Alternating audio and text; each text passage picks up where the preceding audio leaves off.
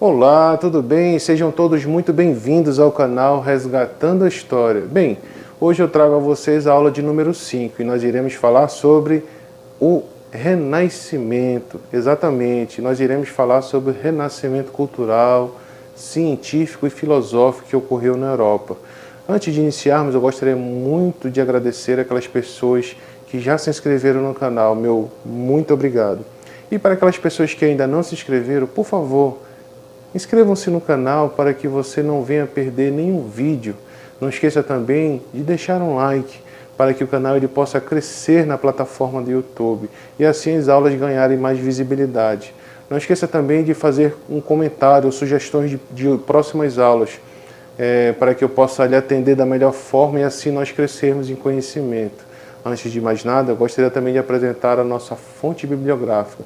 Nós iremos trabalhar com esse livro, História do Renascimento Cultural na Itália, exatamente, de Jacob de Hockenberg.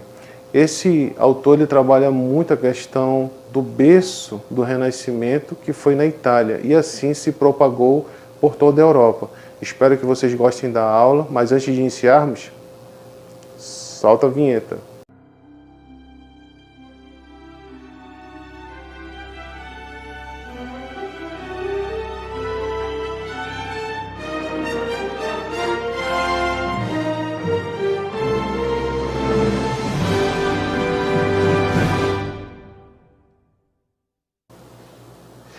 Bem, agora sem mais delongas, vamos direto à nossa aula, certo?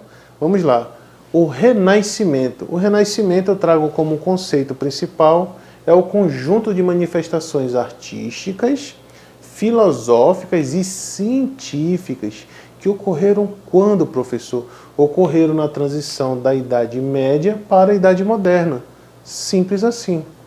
As características do Renascimento, ou seja, as características principais do Renascimento. Primeiro, a renovação da cultura grego-romana, ou seja, é um resgate da cultura grega antes de Cristo e a romana depois de Cristo. Um outro ponto importante, o humanismo, elemento central. Esse vai ser um ponto muito importante para que o Renascimento ele ganhe cada vez mais força dentro desse contexto proposto. Antropocentrismo vai substituir o teocentrismo. Mas, professor, o que é o antropocentrismo? É a questão da razão. Vai substituir a fé. Ou seja, lembrando que a igreja ela está em declínio nessa transição da Idade Média para a Idade Moderna. A igreja ela vai perder poder político, ela vai perder visibilidade no que se refere a decisões. Então a razão no antropocentrismo vai ganhar força e a fé no teocentrismo vai perder força. Então é importante compreender esse contexto. O outro ponto importante é o renascimento urbano. As pessoas vão sair dos campos para migrar novamente para as cidades urbanas. Vai também acontecer o surgimento e a ascensão da burguesia. Poxa, professor, aí que a burguesia aparece nesse contexto do Renascimento? Justamente. Por quê? Porque vai acontecer também o renascimento comercial. Esses comerciantes vão buscar uma nova forma de se fazer mercado. É quando surgem quem? Os burgueses. Correto? Vai surgir dos grandes comerciantes que vai dar origem à burguesia. Também dentro desse contexto vai surgir o poder absoluto, o poder que é concentrado nas mãos de uma só pessoa, no caso, o rei. Tranquilo? Dando continuidade para que nós possamos compreender mais esse contexto do Renascimento, é importante entender, professor, em que período e onde ocorreu esse Renascimento? Esse Renascimento ele vai ocorrer na Itália, exatamente na Itália. É o berço do Renascimento, é a Itália. Eu coloquei aqui uma introdução sobre o contexto histórico. O que foi esse berço do Renascimento na Itália? Foram pessoas ricas patrocinando artistas letrados e cientistas. No caso, esses cientistas eles eram chamados de mecenas. É interessante entender esse termo. A cidade de Florença, ela vai ganhar e vai ficar muito conhecida na Itália. viveu seu apogeu num período em que tinha uma família muito famosa. Essa família era a família Médici. A família Médici ela ficou muito conhecida na cidade de Florença porque ela patrocinava muito artistas, letrados e cientistas. Um outro ponto importante é que Florença foi a capital da cultura e da moda. É, exatamente. A moda começou em Florença, cidade da Itália. E também a moda começou na cidade de Florença também. Então, tanto a cultura como a moda começam na Itália. Também temos que destacar que dentro da Itália, na cidade de Florença, foi o ponto máximo desse destaque. Mesmo Milão, Nápoles, Veneza, eles tentaram ameaçar economicamente, a cidade de Florença, mas não conseguiram porque Florença tinha um poder econômico muito alto. O investimento feito pela família Médici era altíssimo. Então, sabemos que Milão, Nápoles, Veneza e o próprio estado de Roma tinham muito poder e também tiveram o seu destaque dentro da historiografia. Mas a cidade de Florença vai fazer toda a diferença na Itália como o berço do Renascimento. Bem, essa é a nossa primeira parte. Eu espero que vocês estejam gostando. Bem, dando continuidade, eu quero deixar claro para vocês um outro ponto. O século XIV, dentro da Itália, vai ficar conhecido como Quattrocento, exatamente. Então, o que foi esse século XIV? Foi a introdução às ideias humanistas. Pessoas vão se destacar no meio da pintura artística, no meio da ciência e no meio da filosofia. Mas no caso do século XIV, destacaram-se 3 pessoas muito importantes. Primeiro foi Giotto. Quem foi Giotto? Foi um pintor, certo? E arquiteto. Ele é considerado o precursor da pintura dentro do século XIV na Itália. Botticelli foi também um outro grande pintor que ganhou destaque nesse contexto, assim como Giotto. Dante Alighieri, ele foi um importante escritor, filósofo do Renascimento. Então você percebe aí que a partir já do século XIV o Renascimento na Itália vai ganhando cada vez mais força. Passando aqui para o século XV, o Cinquecento, o que foi isso? Foram as disputas políticas e guerras entre as cidades na Itália. Professor, não entendi, professor. Explico para você de forma mais clara. Temos que entender nesse contexto aqui do século XV na Itália, do Renascimento, a Itália ela não era como Portugal, Espanha, França e Inglaterra. Mas como assim? Esses países que não eram países ainda, eram estados absolutos, monarquia concentrada nas mãos do rei, não funcionava ainda na Itália. Ou seja, a Itália ela tinha principados, cidades com príncipes. Ela não tinha um estado consolidado, um estado absoluto, como Portugal, Espanha, França e Inglaterra. Ela estava lutando para se tornar como eles, mas até então não estava consolidado. Vamos entender mais esse contexto. Aqui diz que existia 5 grandes estados que dominavam o mapa, vamos lá, político.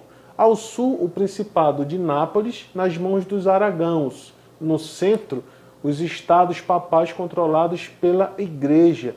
E a cidade de Florença, que era presidida pelos Médici, ou seja, a família Médici. Ao norte ficava o Ducado de Milão e também na cidade de Veneza ficava controlado por outros principados. Então você percebe que essa disputa entre esses estados levou ao declínio dentro da Itália, isso no século XV. Mas ainda no século XV eu quero destacar 3 personagens. Nicolau Maquiavel será o primeiro. Ele nasceu no dia 3 de maio de 1469. Vamos trabalhar um pouquinho Nicolau Maquiavel. Muitas pessoas muitas vezes só conhecem a sua obra. A obra que mais foi destacada, inclusive é muito utilizada nos dias de hoje, no mundo da política, da filosofia, no mundo das ideias. O livro a qual ele escreveu, O Príncipe, que muitas vezes para o contexto da época, não foi um livro, mas um manual que foi dado de presente a Lourenço de Médici. Exatamente, a família Médici que aparece aqui, que presidia a cidade de Florença. Então, Maquiavel ele dá esse livro, que na verdade era um manual de como deveria administrar o Estado e se tornar um rei absoluto. Então, ele dá de presente, porque ele gostava de Lourenço de Médici, ele dá esse livro de presente ao príncipe. Ele escreve a Lourenço de Médici. E outro ponto importante, Nicolau Maquiavel ele recebeu uma educação ímpar. O seu pai ele era advogado, um advogado renascentista, muito estudioso. Ele não era de família aristocrata e nem de uma família rica, mas de uma família que quis vencer no sentido da educação. Então o pai dele vai beber muito da fonte da cultura grega e da cultura romana e vai passar isso ao seu filho Nicolau Maquiavel. Só para vocês terem uma ideia da educação ímpar que Maquiavel recebeu, aos 12 anos Maquiavel ele já redigia uma carta com extrema eloquência em latim. E aos 29 anos ele já ganha o seu primeiro trabalho que ganhava destaque dentro da Itália, principalmente na cidade de Florença. Ele foi o segundo chanceler dentro do Principado de Lourenço de Médici, na cidade de Florença. Então vocês percebem que a importância de Nicolau Maquiavel, muitas vezes a sua obra ela se torna até mais relevante do que o próprio Nicolau Maquiavel. Muitas frases que são ditas fora do contexto, como os fins justificam os meios, né? Nicolau Maquiavel, ele era maquiavélico, então, ou seja, muitas pessoas não estudam o livro de forma científica e não procuram entender o que está escrito nos entrelinhas e acabam distorcendo uma obra tão linda que foi feita de presente para Lourenço de Médici no contexto do século XV. Tranquilo? Vamos passar aqui para Leonardo da Vinci. Ele nasceu no dia 15 de abril de 1452. Quem foi Leonardo da Vinci? Quando nós falamos em Leonardo da Vinci, nós lembramos logo da Mona Lisa, né? O quadro da Mona Lisa. Mas ele fez muito mais do que isso. Muitos não sabem, mas ele também pintou o quadro da Última Ceia, como vocês podem ver. Então é muito importante nós compreendermos. Leonardo da Vinci, ele foi pintor do Renascimento, ele foi matemático, ele foi médico, né? Ele foi arquiteto, ele foi físico. Ou seja, Leonardo da Vinci ele teve vários ofícios, né? Ele foi uma pessoa que teve muitos dons e ele se destacou dentro desse contexto do século XV na Itália como um dos maiores até hoje. Então, ele tem todo o nosso respeito porque muito ele contribuiu para com a sociedade e a humanidade como um todo. Michelangelo é outro que se destaca. Ele nasceu em 1475. Michelangelo ele também foi pintor, foi arquiteto e ele também foi um filósofo, um estudioso da cultura grego-romana. Ele bebeu dessa cultura renascentista que estava aflorando no século XV. Um outro ponto importante é que muitos não sabem, mas Michelangelo ele pintou o teto de uma igreja muito famosa na Itália, que ficou conhecida como a Capela Sistina, né? Que é retratada em muitos documentários pelo mundo afora e ganhou também até filmes de Hollywood. Então a Capela Sistina ela retrata todo o poder, a magnitude da pintura renascentista, né? Que fala um pouco sobre Abraão, sobre Moisés, sobre o dilúvio, sobre o Jardim do Éden.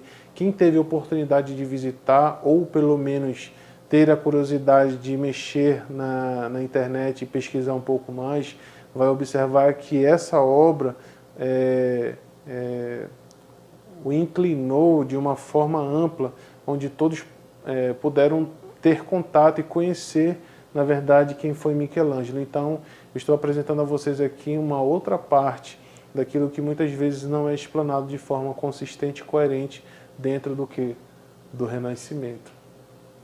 Bem, agora dando continuidade, vamos para o Renascimento fora da Itália. Nós agora iremos para o Renascimento na França, onde se destacaram duas grandes personalidades. Começo com talvez o maior deles, François Rabelais. François Rabelais, ele nasceu em 1494 e faleceu em 1553. Mas eu pergunto a vocês, quem foi François Rabelais? François Rabelais, ele começou sua vida no monastério. Ele era monge, mas ele ficou triste, desapontado no monastério e decidiu abandonar a religião. Ele se tornou um médico. A sua especialidade era dissecação de cadáveres, mas o que na verdade ele queria era dissecar a Idade Média. Por quê? Porque ele não estava satisfeito como a igreja levava as coisas na transição da Idade Média para a Idade Moderna. Ele não estava satisfeito naquele contexto. Então, François Rabelais, ele vai escrever duas grandes obras que eu destaco aqui, né, que é Gargantua, né, uma obra que ele desenvolveu no decorrer da sua vida, e Pantagruel, essa outra obra que eu destaco aqui para vocês. Essas duas obras, elas soavam como uma crítica, né, no governo francês, no governo absoluto. Então, como ele não podia colocar o seu nome em seu livro, ele colocava com um anagrama, né? Esse outro que se destaca aqui, Etienne Dalet, ele foi talvez um também dos mais importantes dentro do contexto do Renascimento na França. Por quê? Porque o Dalet, ele vai fazer com que o trabalho de François Rabelais ganhe destaque, né? Ele foi um dos tradutores mais fiéis no contexto do Renascimento da França, o Dalet, e ele foi preso 5 vezes pela igreja. Na 5ª vez, ele foi condenado à morte, ele foi enforcado e jogado na fogueira, juntamente com todas as suas obras. Na França, ele é tido como o maior tradutor fiel de todas as obras. A importância também de François Rabelais é que, através dos seus livros, suas duas grandes obras, Pantagruel e Gargantua, ele pôde, de uma forma, digamos assim, cômica, né, falar tudo aquilo que ele tinha vontade, mas não de forma direta, né? Ele se utilizou muito da filosofia do Renascimento, do resgate da cultura grego-romana. Então, François Rabelais e Etienne Dalet foram dois grandes personagens desse contexto. Passando agora para o Renascimento na Inglaterra, nós vamos falar um pouco sobre Thomas More. Ele nasceu em 7 de fevereiro de 1478 em Londres, né? E faleceu em 6 de julho de 1535. Mas eu pergunto a vocês, quem foi esse outro grande que se destacou dentro do Renascimento? Só que esse foi na Inglaterra. Thomas More, ele foi uma pessoa que marcou tempo e espaço. Thomas More, ele era filósofo, mas antes de tudo, ele se tornou filósofo depois, estudioso das Sagradas Escrituras.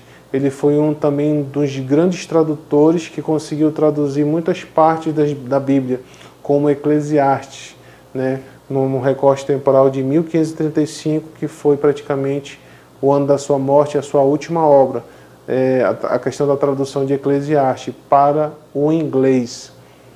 Uma outra parte importante é que uma das suas obras, como o livro A Utopia, se dá em uma ilha deserta, onde ele escreve que os utopinianos, no caso o personagem do livro, eles deveriam viver juntamente com os senhores, com os servos, uma vida normal. Aquela pessoa que fosse pega roubando, ela deveria não só restituir o que roubou, mas também pagar um preço por isso, prestando serviços à sociedade durante o dia e à noite sendo recolhido numa prisão, onde ele não deveria sofrer qualquer tipo de privação no sentido de ser açoitado ou ser machucado. Como ele já estava prestando um serviço à sociedade, ele não deveria ser punido, a punição dele já estava sendo paga durante o dia. Então Thomas More, ele tem uma conotação e uma visão totalmente diferenciada daquilo que a igreja na época pregava. Ele não concordava com isso. Então ele fez e foi um divisor de águas dentro do contexto do Renascimento da Inglaterra. Ele acreditava que as pedras preciosas o ouro, a prata, não tinham mais valor do que o ar puro, do que a terra, do que a água. Ele acredita que essa loucura pela busca de pedras preciosas é coisa do ser humano. Então isso acabou desvirtuando não só as pessoas, né, no caso que corriam atrás dessas riquezas, mas também a igreja como um todo perdeu um pouco seu foco. Isso no entendimento de Thomas More, né? É claro que tem muito mais coisas para se explorar, para se falar sobre Thomas More, mas eu estou tentando assim de uma forma consciente detalhar uma das partes mais importantes, que foi a sua obra Utopia, e também suas obras a qual ele também conseguiu fazer tradução fiel, né? Ele se destacou muito. Outro que se destacou muito na Inglaterra foi o William Shakespeare. Ele nasceu em 23 de abril de 1564 e faleceu no dia 23 de abril também de 1616. Ele faleceu bem jovem, aos 52 anos. Por incrível que pareça, eu não sei quantos atentaram, mas o dia do nascimento dele foi o dia da morte dele também. Ele morreu no dia do seu aniversário. Então ele morreu quando estava completando 52 anos de vida. Quem foi o William Shakespeare no Renascimento da Inglaterra? O William Shakespeare, ele foi um poeta, foi um ator, foi um dramaturgo inglês, considerado um dos maiores tradutores da fase da Idade Moderna, dentro do contexto do Renascimento inglês. Tranquilo? Vamos passar agora para cá, falar um pouco sobre o Renascimento em Portugal. Vão se destacar duas pessoas muito importantes nesse contexto. Gil Vicente, que nasceu em 1465 e faleceu em 1536. Quem foi João Vicente? Ele é considerado o primeiro e o pioneiro da dramaturgia portuguesa, né? Ele foi uma pessoa que escreveu livros, né? Se destacou muito na questão do teatro, da arte, né? E tem seu nome registrado em Portugal. Outro que se destacou muito foi Luís Vaz de Camões, o grande Luís de Camões, né? Ele nasceu em Lisboa em 1524 e faleceu em 1579. Foi poeta nacional de Portugal e também é considerado um dos grandes poetas da tradição ocidental. Ou seja, tem muitas histórias que se falam sobre Camões. Dizem que ele se envolveu com grandes mulheres da nobreza, como duquesas, né? E acabou tendo relacionamento, frequentou também o palácio, né, de Portugal, o Palácio Real, e vidas conturbadas, uma vida muito conturbada, idas e vindas, mas ele teve uma grande contribuição mesmo, foi na questão do Renascimento, né, como um poeta. Então, Luís de Vaz de Camões, ele muito nos deixou um legado, não só para Portugal, mas acredito que para todos os países como um todo, no que se refere aos seus escritos.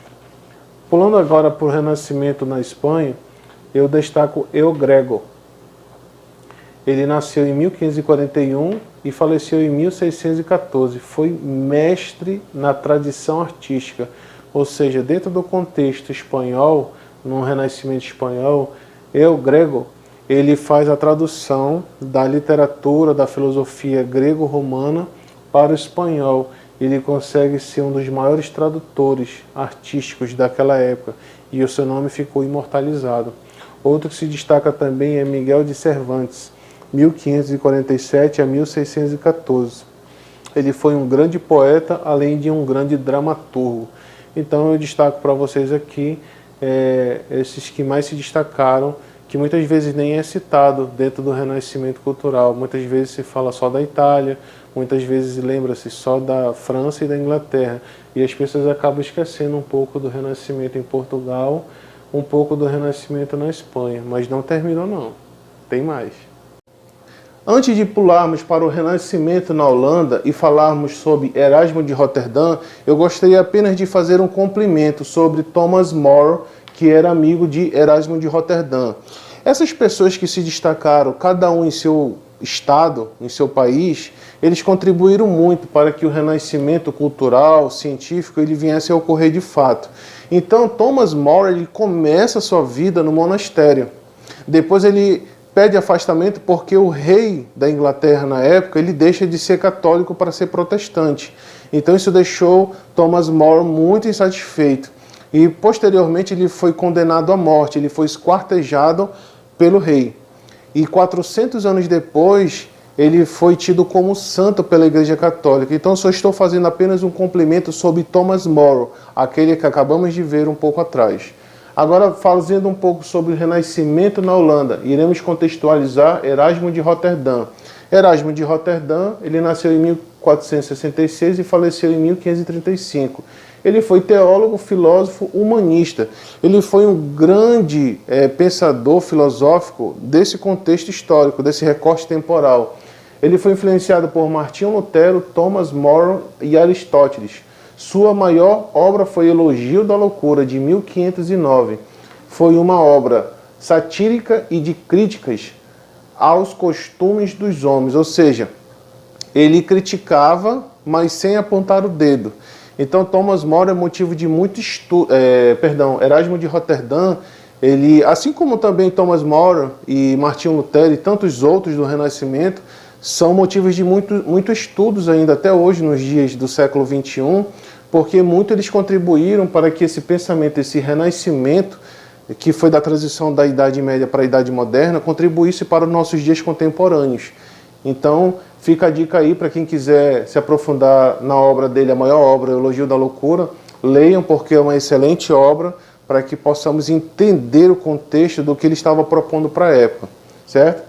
O Renascimento na Alemanha se deu com quem? Se deu com Martinho Lutero. Quem foi Martinho Lutero? Martinho Lutero ele foi um monge agostiniano e professor de universidade, ou seja, a sua luta, a sua reforma começa em 1517, com a publicação das 95 teses, exatamente.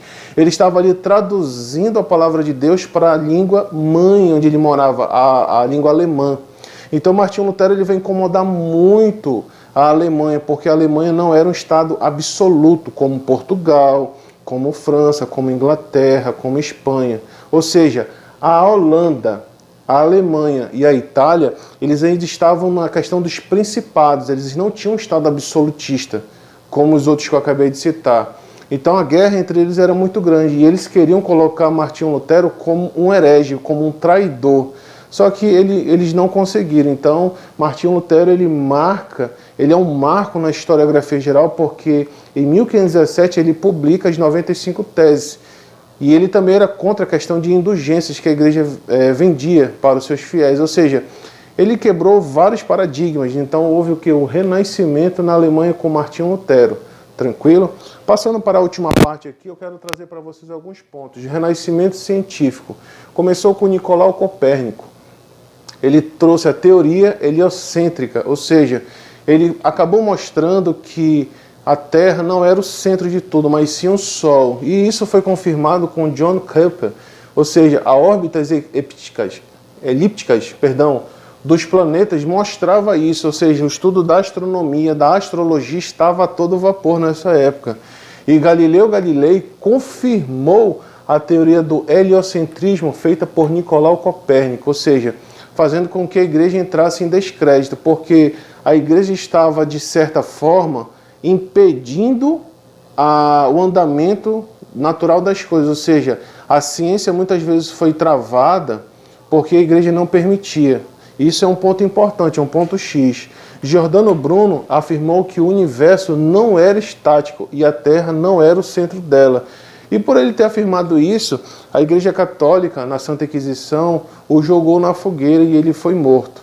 Ou seja, de santo, a igreja só tinha um nome, entendeu?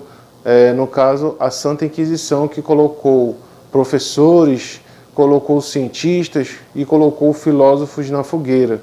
Assim como também pessoas consideradas como bruxaria, como Joana d'Arc, também foi uma delas. Eu só estou aqui apenas elencando alguns pontos que muitas vezes passam batido em algumas aulas.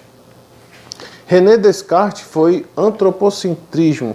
Penso, logo existo. Ou seja, ele acaba desconstruindo tudo aquilo que a igreja tinha construído ao longo do tempo. Então, René Descartes vai ser uma pessoa muito importante no contexto científico, porque ele vai conseguir comprovar através da ciência que logo quando eu penso, logo eu existo, porque Eu tenho a questão do meu individualismo, eu tenho a questão do pensamento, a minha razão, ela está acima da minha fé. Eu estou falando, pessoal, de acordo com o pensamento do renascimento, não é coisa minha. Estou tentando apenas traduzir em palavras simples, de fácil compreensão, ok?